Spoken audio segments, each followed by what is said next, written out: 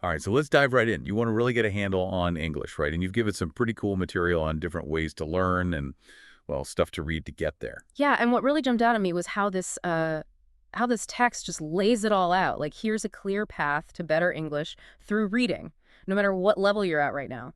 So it's more than just grabbing a book and, just hoping for the best. There's like a real plan here. Exactly. It even calls it a roadmap. Like, you can choose what to read based on what you want you achieve. Acing an exam, traveling, even just sounding, more natural in conversation. I love that. A personalized reading journey. Hmm. So where do we start with this roadmap? Does it tell us where to begin based on our current English level? It totally does. It breaks things down into different proficiency levels, beginner, intermediate, and advanced. So you find the perfect jumping off point. Cool. So let's say someone's a total beginner, just starting out. What kind of reading material does the text recommend for them? It really stresses building a solid base.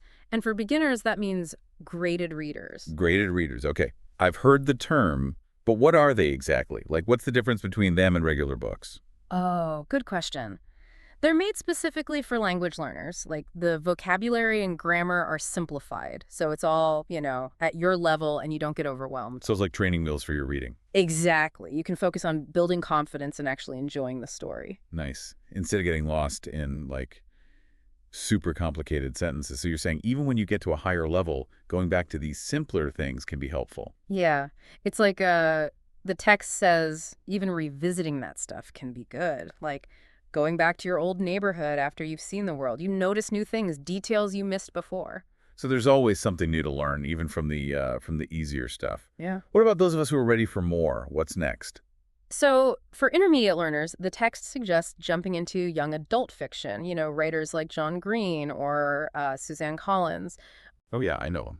The stories are engaging, but the language and topics are a little more complex. So you level up.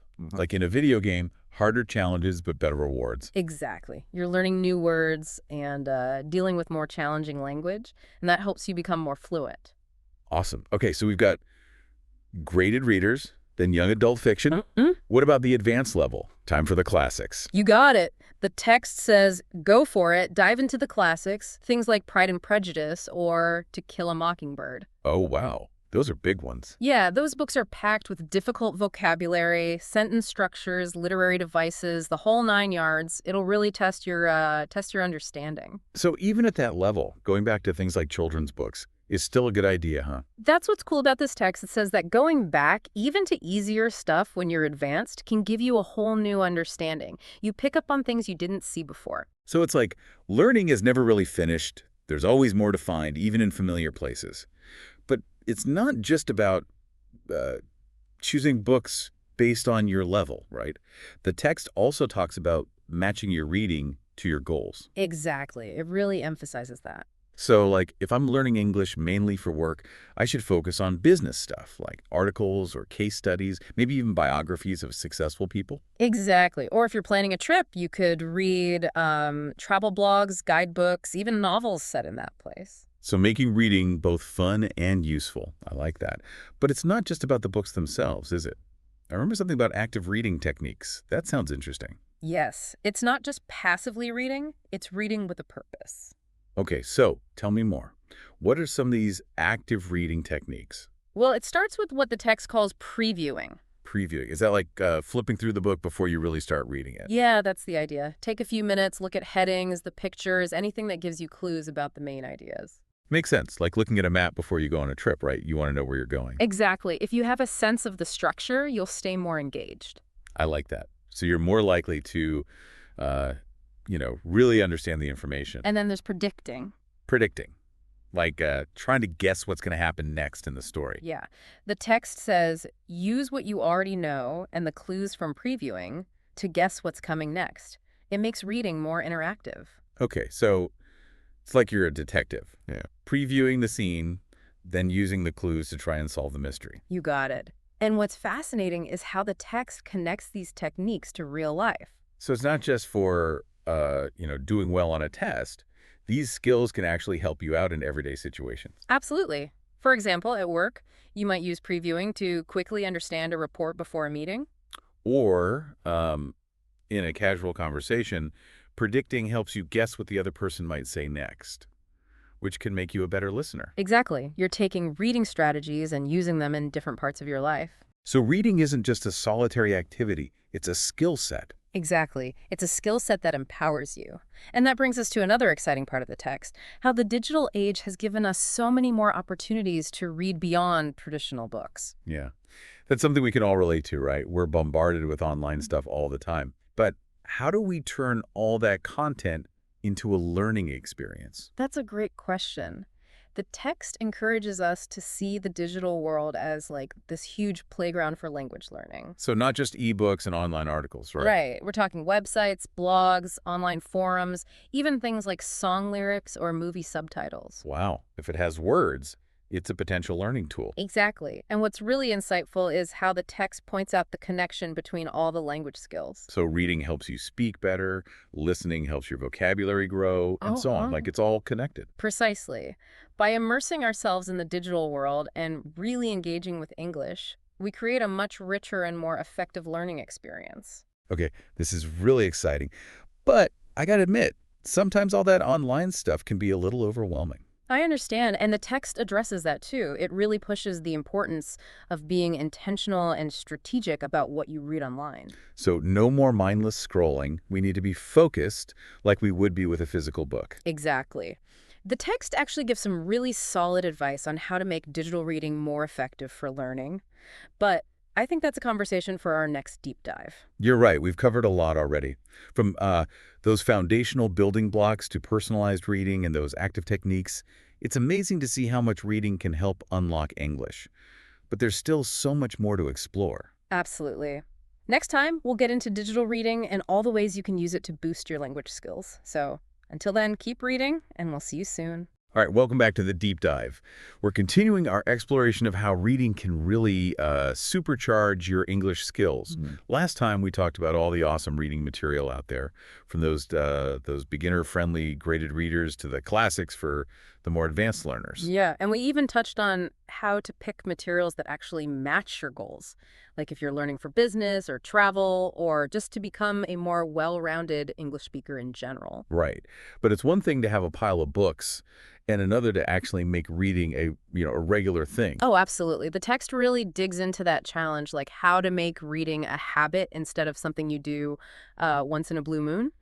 Let's be honest, we've all been there, right? Yeah. You buy a book with all the good intentions, and then it just sits there gathering dust on the shelf. So what's the secret? How do we actually stick with it? Well, the text gives us a few handy tips. One of the big ones is setting what they call SMART goals. SMART goals, okay? I've heard of those, but how do they work for reading? It's pretty cool, actually. So SMART stands for specific, measurable, achievable, relevant, and time-bound. Instead of just saying, oh, I should read more, you say something like, I'm going to read one chapter of a business English book every weekday before dinner for the next month. I see. So it's much more specific. Exactly. When you have a clear target, you're way more likely to stay motivated. And it makes it easier to, like, track your progress, Yeah. right? Which can be a motivator in itself, checking those chapters off as you go. Exactly. And the text also talks about, making reading enjoyable. That's key for building a habit that sticks. Because if you're forcing yourself to read something boring or too difficult, you're not going to keep it up for long. Right. It's all about finding those books, articles, blogs, whatever, that really spark your interest and keep you turning those pages. The text even suggests trying different genres, right? Like, mix it up a bit. Totally. Experiment. Figure out what you really enjoy reading. One day it's a thriller, the next it's a biography. Keep things fresh and interesting. It's like having a diverse diet for your mind. I remember the text mentioning something about a reading ritual, too. What's that all about? Oh, yeah, that's about turning reading from a chore into something you actually look forward to. It could be as simple as setting aside a specific time and place to read every day. Maybe you curl up with a cup of tea before bed, or find a quiet spot in the park during lunch. Creating your own little reading haven. I like that. The text also talks about keeping a reading log. Now, I know some people might think, ugh, another journal to keep track of. But hear me out. Okay, I'm listening. What's so special about a reading log? It can be a simple list of books, yeah. But the text encourages you to use it for more than that. Like, jot down your thoughts, reactions, highlight favorite passages, even try summarizing key points in your own words. So it's like a conversation with the book, a way to really make those ideas stick in your mind. Precisely. You're personalizing the whole experience, making it more meaningful. And that brings us back to a big idea in the text, how important personalization is for language learning. Yeah, it's all about making it your own, right? From choosing what you read to your own reading habits and rituals. Exactly. There's no one right way to learn English. What works for one person might not work for another. It's like you're a scientist, you experiment and find what works best for you. Absolutely. And now, this is where things get really exciting. The text explores how the digital age has created so many new opportunities for language learners. Yes. We talked about this a bit before, but I want to dive deeper. How can we use all that online content to really boost our skills? It's a game changer. The text says, see the internet as this giant, ever-growing library. It's full of authentic English material you can access anywhere, anytime. So we're talking way beyond just ebooks and online dictionaries, right? Absolutely. Think news websites, blogs, online forums, even social media posts. Song lyrics, movie subtitles, even video game dialogue can be valuable. Wow, it's like the whole internet has become our classroom. But with so much information out there, it's easy to feel overwhelmed. How do we navigate all of that effectively? That's a great point. And the text gives us some practical advice. It says, be selective, have a purpose when you're reading online. Just like with regular books, choose what you read based on your interests, your goals, and your current level. So no more mindless scrolling through social media. We need to be focused and intentional, just like with a physical book. Exactly. And the text offers a few ways to do this. For example, if you're into current events, you can follow reputable news websites or online magazines that focus on topics you're passionate about. Or, if you love movies, watch them in English with subtitles. You can learn a lot from that. Absolutely. The key is to find content that you genuinely enjoy engaging with. Because let's be real, if you're not interested in what you're reading, you're not going to learn much from it. You got it. And the text also talks about active engagement with online content.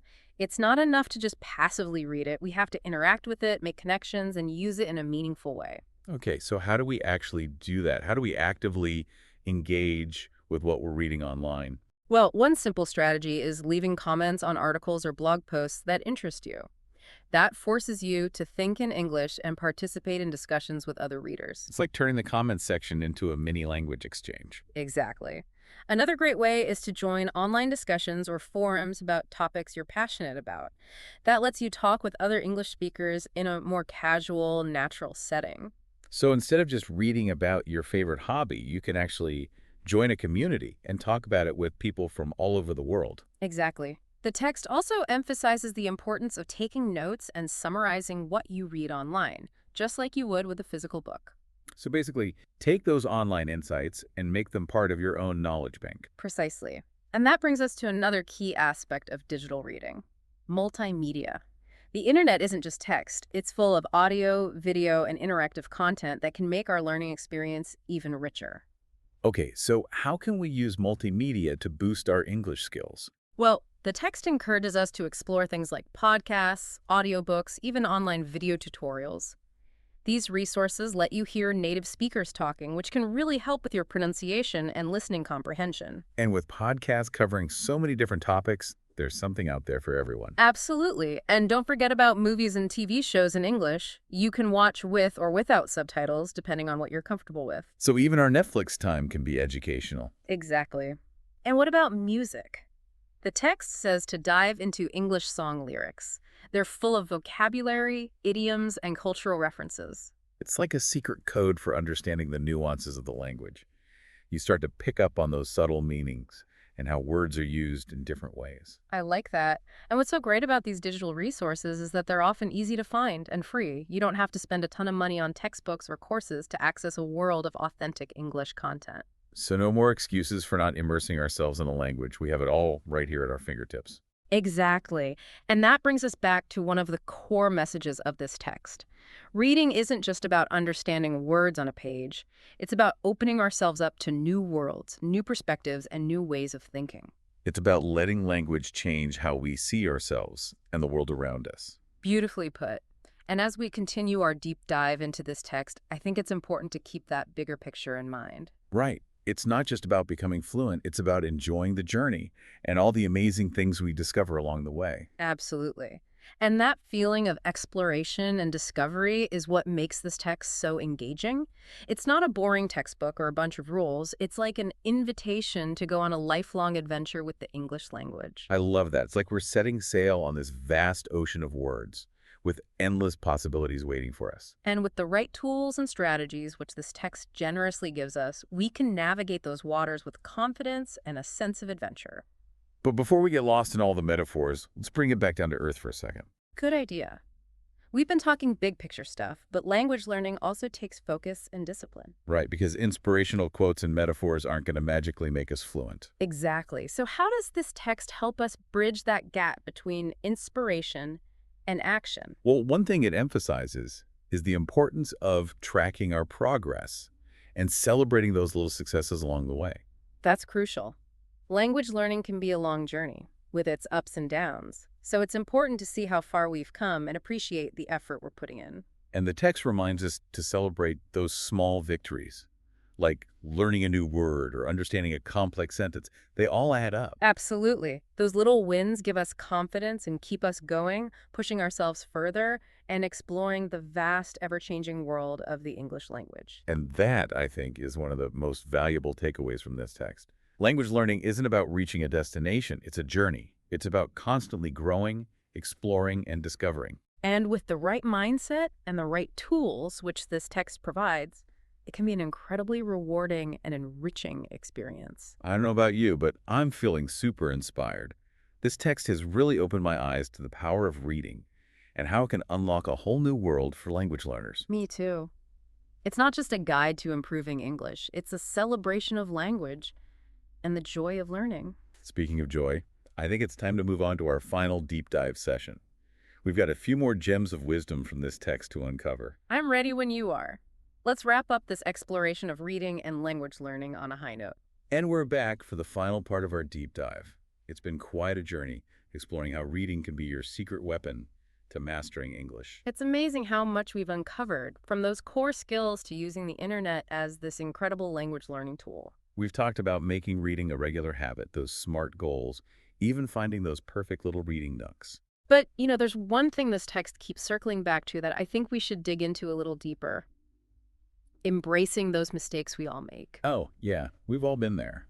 Messing up is part of the process, no matter how hard we try to avoid it. Exactly. And this text, it doesn't see mistakes as failures, It's more like, hey, they're chances to learn something. So instead of getting discouraged when you stumble over a word or totally misunderstand a sentence, you should look at it as a chance to, level up your skills. Exactly. And it even gives some practical tips on how to use those mistakes to get better, to become more fluent. Okay, I'm all ears. What are some of those tips? One of the big ones is getting feedback from a teacher, a tutor, a language partner, even a friend who's a native speaker.